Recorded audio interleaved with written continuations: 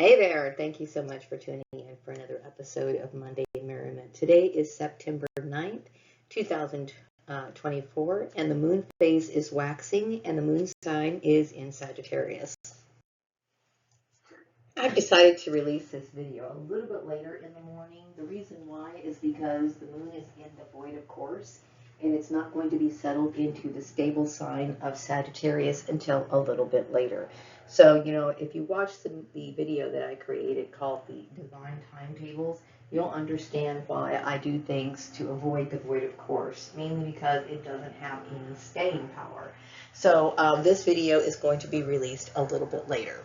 When the moon is in Sagittarius, it's a good time to strategize business plans. Also, it's a good time to seek out a new love interest and also perform spells for social encounters. Now, I thought I'd get a little bit of a jump start for the autumn season. I know that, when it comes to commercialism and what they sell in the stores, typically autumn decorations are usually for sale by, I would say, mid-August, okay, to make sure that everybody gets what they need, right? And autumn decorations can vary. They can be, like autumn leaves. For me, I'm very much into symbolism, so I try to collect autumn symbolism that, has some sort of deep meaning. When I think of autumn, I think of all the beautiful autumn leaves. That's one of the things I enjoy most of all during this time of the season. So autumn starts in just a few weeks. Actually, the first day of autumn is going to be September 22nd. And the harvest moon is going to be a few days before the actual autumn equinox. The harvest moon is going to be on September 17th, and this, of course, is what they call a super moon. We are going to be experiencing the harvest moon. Last month, we witnessed the sturgeon moon. On the 17th of September, we are going to have the harvest moon. Now, this harvest moon is going to be really cool because we're going to experience a partial lunar eclipse when it rises on the evening of September 17th. Some of the symbols for good luck for autumn that I like to use in my home are acorns, falling leaves, and of course, the horn of plenty. There are several different kinds of symbolism for autumn. I'm going to kind of give you a description of how I see my autumn symbolism. I'm encouraging you guys to find your own. Some of it might stem from childhood. I know that there's a bunch of other things that I associate with autumn, but when it comes to like decor, not just in my house, but also some of the things that I wear. Like, a few years ago, I did a sweater. I know people think I'm nerdy, but you know what? I believe in getting in touch with what makes you happy. And I will say autumn makes me extremely happy. I had refurbished an old sweater. Now, everyone knows that I am a dark forest green lover. Well, this particular sweater that I had started getting holes in it, right? And so because, I'm somebody who has been targeted and do not always have the money to buy new things, I didn't let that stop me. I still wanted some new sweaters. I still needed sweaters. So what I did was I took some felt and made a patch over this particular hole in my sweater of a squirrel. I associate squirrels with, of course, gathering. And during this time of the year, it's considered the harvest season. And the harvest season is a time when the cultures used to work gathering up all their things, all their resources to store for winter. Okay. As a matter of fact, the harvest moon was looked upon as something special because it provided extra hours, extra life for those hours working out in the field. Okay, so I would say a squirrel is something that, I get excited about. And I will go ahead and show you a picture of the sweater that I did make. The horn of plenty is something that you probably recognize for Thanksgiving. I know that I've had, and that's usually a little bit further down the road in the months. Here in the United States, which is typically a United States holiday for Thanksgiving, we have the celebration in the month of November. Mind you, the autumn season really does kick off in the month of September. Okay, we got the kids going to school, and then after September 22nd of this year, it's going to be officially autumn. And generally when I find symbols that I'm really attached to, like I said, I generally incorporate it into like either decor, Back when I was working, if I went into a store and I saw, for example, maybe like a Squirrel salt and pepper shaker, which I did actually purchase one many years ago. I would collect the things that I associate with autumn. In 2014, it was like a year after I had left Murray Family Farms. I buy clothes, and at that time I was working, but I had decided to, do a lot of upcycling back then. Back then, I was really into a lot of upcycling, so it really didn't have a whole lot to do with me being short on funds at that time. But I will say there are been times where I have been short on funds, like I am now, right? Where you want to have something a little bit different. You want to change your environment. You want to change yourself a little bit. And sometimes when you don't have money, I would say upcycling is a good thing to do because you could take old items and make them new. Now, I had mentioned in the last slide that, one of my favorite autumn colors would be like, a dark green.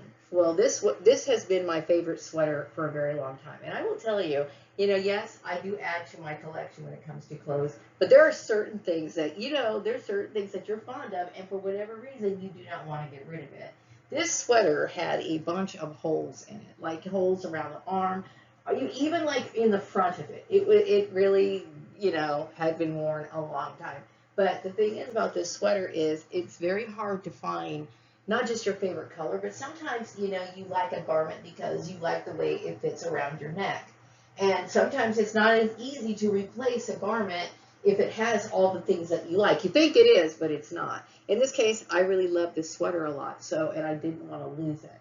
So the one way I could keep it is to change it a little bit. So what I did was I didn't have any fabric, so I used felt. And I will tell you that felt as an applique, when you add like these little leaves and this squirrel patch that I created, when it comes to felt works good for applique. That's the name of it. It's called applique when you add things like patches and stuff like that to your clothes. What I did was I cut out some leaf shapes and created this little squirrel and threw some acorns on there because, I look at acorns as lucky. So let me show you, the pictures that I've taken. I put it on one of my mannequins. I threw the sweater on a mannequin that I use for sewing projects. And I have not done any, sewing projects in a long time. So I kind of had to dig through the closet, grab out my mannequin, and throw this sweater on there. And I've never worn this sweater with this particular skirt before, but I wanted to get you an idea of what it's like to mix and match, okay? So I took this skirt and threw it on the mannequin as well and added the sweater. Now you'll notice there's a lot of different fall leaves, different fall colors, and that's exactly what I wanted. I wanted the dark green with the pretty fall flowers, and then I also wanted to add squirrel symbolism. Now, as I mentioned before in a few of my videos, when it comes to art of any kind, whether it's painting, drawing, using clay, and of course sewing. Sewing can be used to create symbolism or put symbolism on your clothes. So in this case, I sewed 2 acorns on both of my sleeves. Acorns are considered a symbol of good luck and abundance. Now, when it comes to squirrels, I recognize squirrels as being playful, bringing joy, and also gathering. So I associate these things with autumn. So I thought the little squirrel was appropriate to put on my sweater. Now, this sweater is now, I would say, okay, I had this sweater before 2014 is when I actually added the applique onto this sweater. So this sweater is actually older than 10 years old. I would say it's probably maybe 14 years old. I probably had this sweater about 4 years before I actually added the applique. I have not received any holes in the sweater. It looks like the felt holds up as an applique. And of course, I only wear this sweater like maybe once or twice a year. Okay, but you do usually bring it out during the autumn time. Last year, I did not bring it out. But this is just giving you some ideas of what you can do to be creative during this time. And then also get you ideas on, if you are somebody who's interested in starting a wardrobe, you don't have to go out and buy stuff, okay? You can actually use things that you might have around If you're somebody who sews, in this case, where I added this applique onto this sweater, if you're not somebody who is well familiar with a sewing machine, you could actually sew these on by hand, okay? But I wanted to give you guys some ideas of what I use or what I focus on during this time of the year. I get excited during autumn because of the rich colors, not just on the things that you can wear, but the things that are outside. I mean, the weather starts to change. I live here in Bakersfield, California, so I don't really see a whole lot of deep changes in the season. Like if I was somebody who lived like in Maryland, I could see all the beautiful terrain and how it changes. Here in Bakersfield, there are certain streets where I feel as though it captures the essence of autumn. I would say a little bit later as we go down the season. I like to go down Gosford Avenue. That's one street that I feel as though, oh, this is, I can tell it's autumn, okay? But Bakersfield doesn't have a lot of scenery to it, except for in certain spots, and that's one place.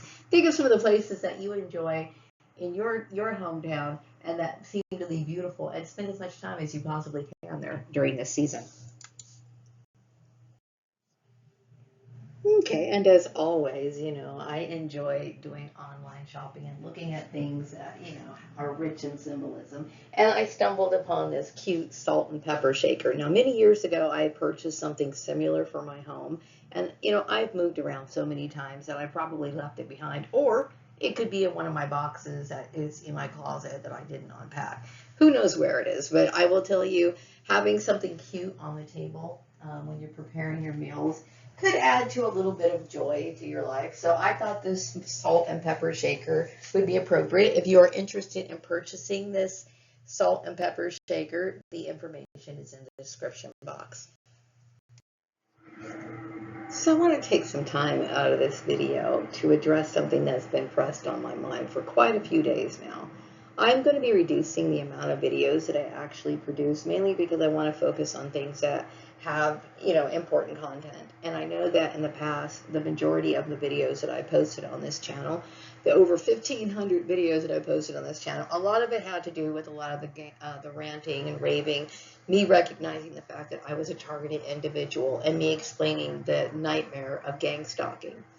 Okay, in the last week's episode, I had discussed me understanding the full depth of who was behind my targeting, and I even did a small remembrance of a particular individual who was a main driver in the targeting. And a few days later, I followed up discussing my reasons why, even though I realized the extreme wrongdoing that this person did, I also acknowledged the fact that he was a part of a grand scheme of world domination by his ancestors that put something in place ahead of him, making it so that this man saw the world in a very negative way, and him believing that even though his family lineage was of a royal line, that he almost felt invincible and stepped over the line.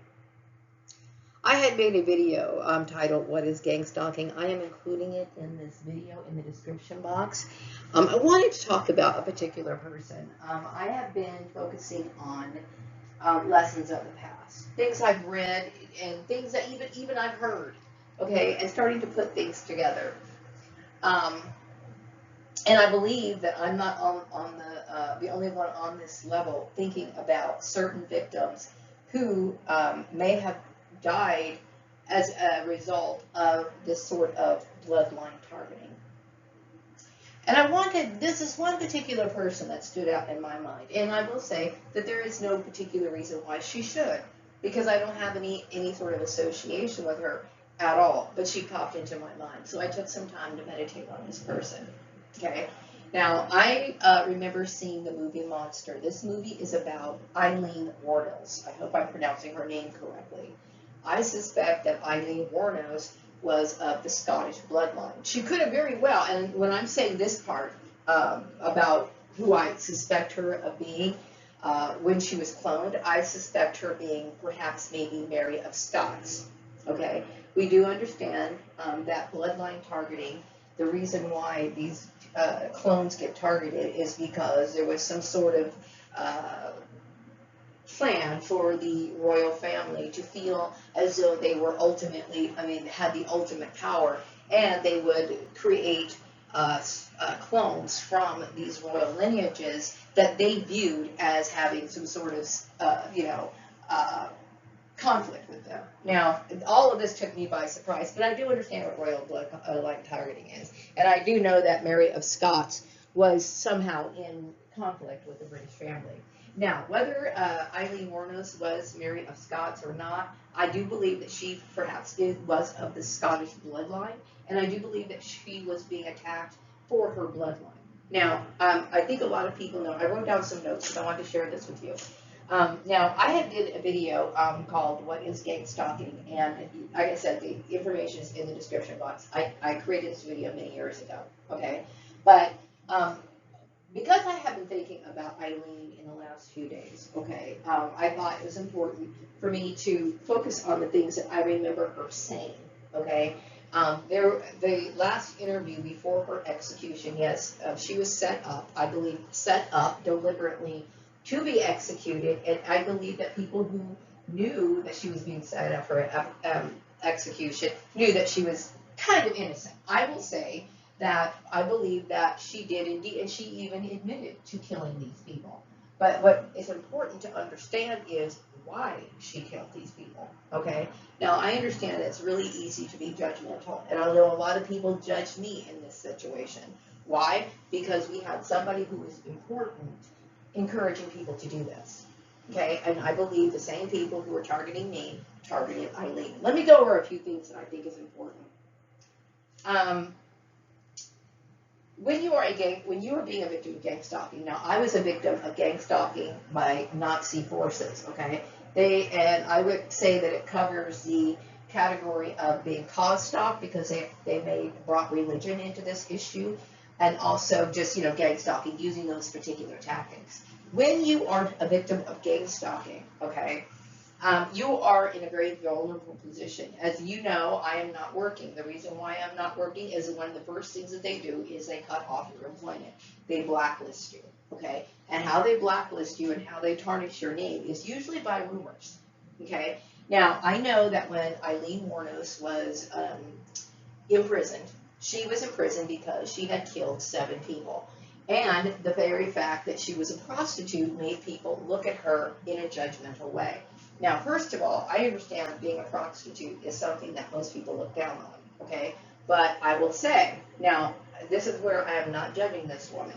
If you are somebody who was blacklisted, they cut off your resources, she's going to have to eat, she's going to have to pay her bills, okay? So oftentimes people in very desperate situations are going to fall into doing things that may not be the most ethical. I believe that she was pushed there in that situation to do the only thing that she could do to make money. Okay, that does not necessarily say that I'm thinking that prostitution is right. I'm just saying that this was her situation, and this is how she dealt with it, and she had very little resources available to her, and she resorted to prostitution. Okay, fine. Let's go on to the story, or me analyzing her situation. Okay, in this video clip, which I am going to put it in the description box, okay, the video is posted by this particular video's channel. Let me get the name of the channel. Hang on really quick. The name of the channel is, sorry.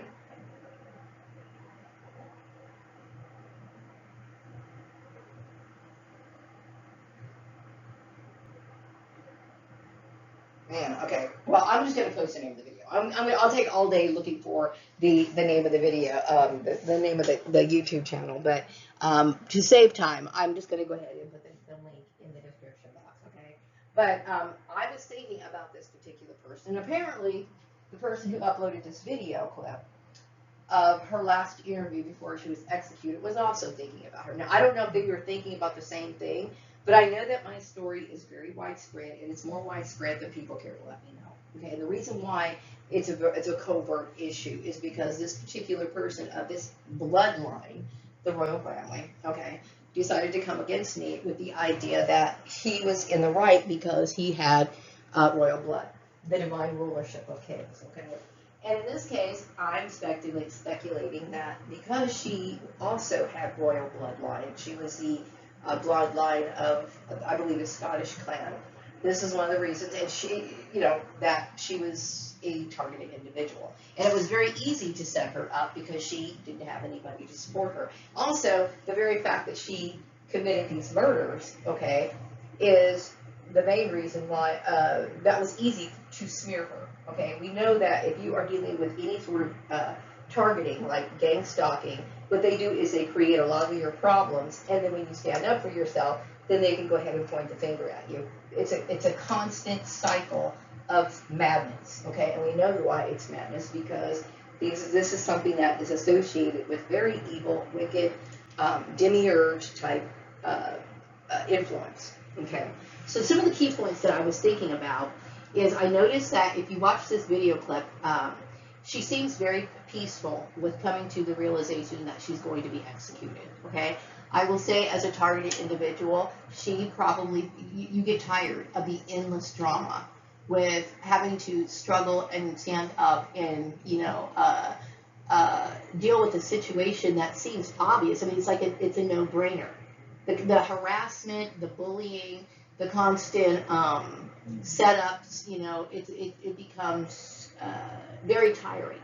And I believe that she came to realize, hey, this is a big situation, but she, the thing is that she never stopped fighting for herself. Okay, now some people are always going to look at Aileen as somebody who was a bad person. I'm going to say, you know what, it's human to do bad things. But do I think that she was somebody who was outright wicked and what they painted her out to be? No. And the reason why I say this is because as a victim of being of a bloodline targeting myself, I know how easy it is to smear somebody's name. Okay, now, I found it interesting that she mentions that she let them know. They knew, the cops that were involved in this knew who she was. And she also mentioned that the cops let her keep on killing. Now, I know, as a targeted individual, what generally happens is, like, for example, if you're at work, okay, the perps set you up in jobs that they're affiliated with. Now, Aileen worked as a prostitute because she was blacklisted. Okay, she didn't have anybody helping her get jobs or anything. Okay, she was blacklisted. Okay, and I would also say that I don't believe that Aileen had any workable skills. Okay, Aileen had a very rough childhood, which is one of the reasons why it really makes me feel as though she was definitely a targeted individual. Okay, the reason why is because Aileen was originally she was raised with her mother and her father. Her mother and father separated. Aileen ended up being taken in by her grandparents and found herself homeless and surviving by herself at the very young age of 15 years old. Now, I know what it was like when I came over back to my family's house back in 2020 or 2021, and my family basically wrote me off, okay, because these people have the power to make you ostracized from her own family. Her grandparents first agreed to take her in, and then all of a sudden, when she's 15 years old, she's basically homeless. Okay, I do believe that she was basically targeted, her family turned against her at the instructions of, the people who were orchestrating this, so she found herself homeless. Okay, so she resorted to prostitution, and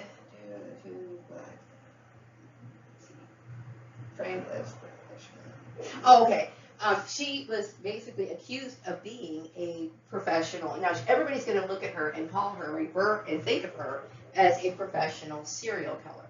Okay, and this is what I look at this as a campaign smear. She even admitted that, she did a very sloppy job killing and defending herself, in self-defense. Like, she left fingerprints everywhere, okay? Because to me, that seems as though this is more of a spontaneous thing. She's trying to beat off the people who are attacking her. She doesn't have time to be, careful about wiping off fingerprints, and I don't think she was even concerned about that.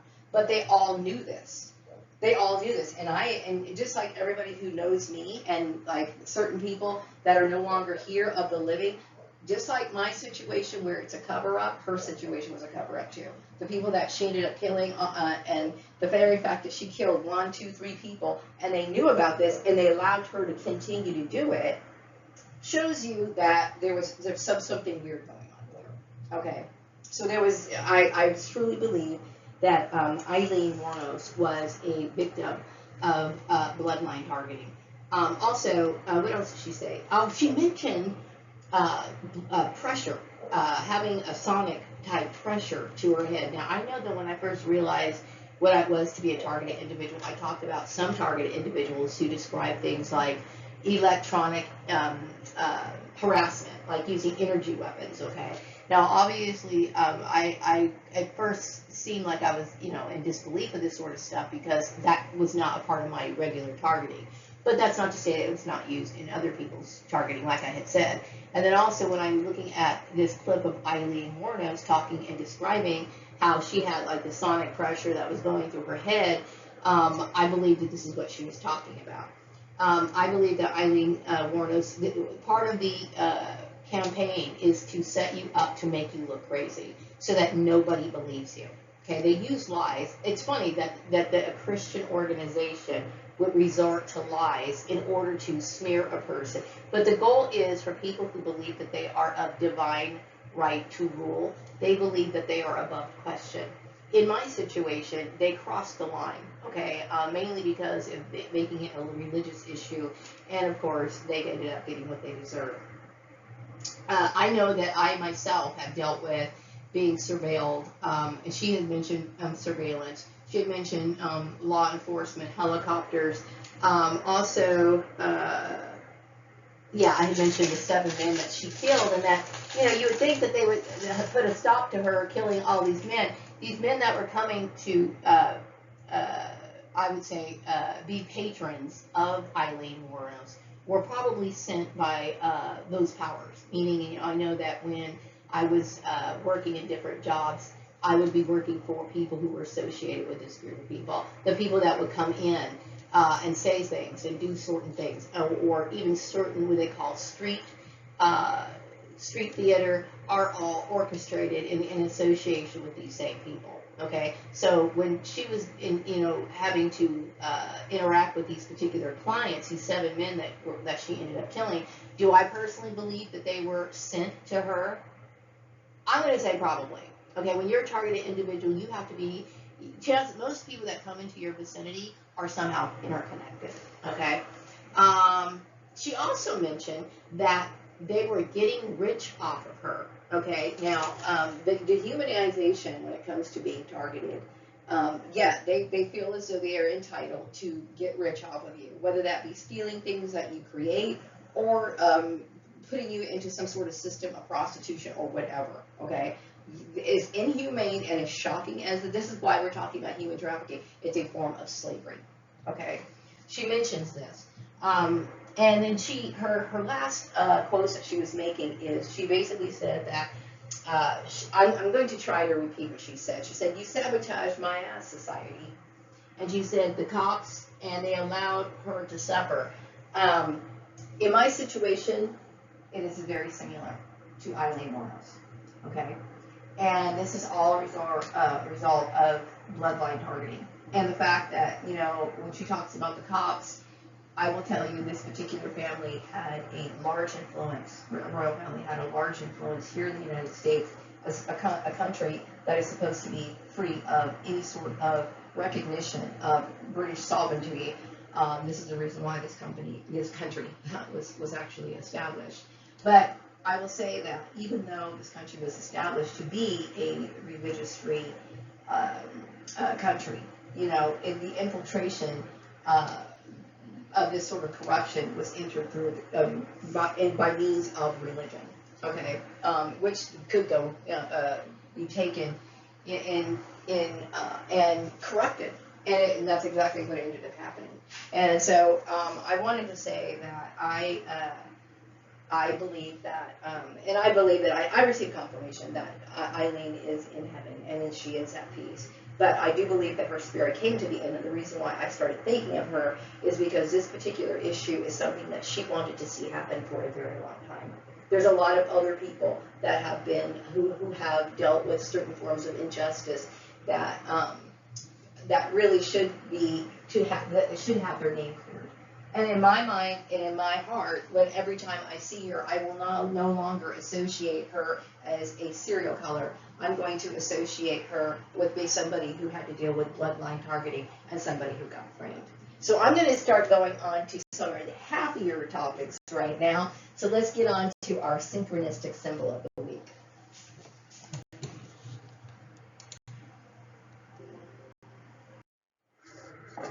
So last week's synchronistic symbol was the pink rose. Did you guys see it? Now, I go for a walk.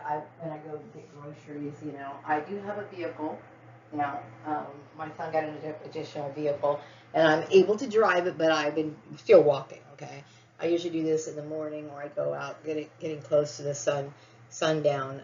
I just don't feel comfortable driving right now. But anyway, I've seen a lot of flowers on the way. I saw the pretty pink rose that was mentioned last week, and I also saw the pink 5-petal flower that was the week before. Remember, the synchronistic symbol can be found anywhere. It can be found in someone's garden. It can be found at your workplace. It can be found in a store. It can be found in the parking lot. It could be worn on somebody's clothing. It could be found in somebody's hair. Somebody might be wearing a hair barrette of your synchronistic symbol. Okay, so now I'm going to pull the synchronistic symbol for this week. And this week's synchronistic symbol is going to be an angel. And this could be seen in any way, shape, or form. And I will say that this includes things like cherubs as well. That would also be included. It's an angelic creature of some sort. Whether that be an angel or a cherub, that will be fine. Like I said, you can see these anywhere. You can see them in statues. Sometimes you'll see angels carved into buildings, old buildings. Sometimes you'll see them in gardens. They can be seen anywhere. And they can also be on clothing. They could be on china dishes, anywhere. Okay, so go ahead and make a wish. And make sure to keep your eyes open for that synchronistic symbol this week. Thank you for watching, and don't forget to like, subscribe, and hit the notification bell so you do not miss further content. And also, don't forget to check out the reference information in this video. It's located in the description box. Have a great day.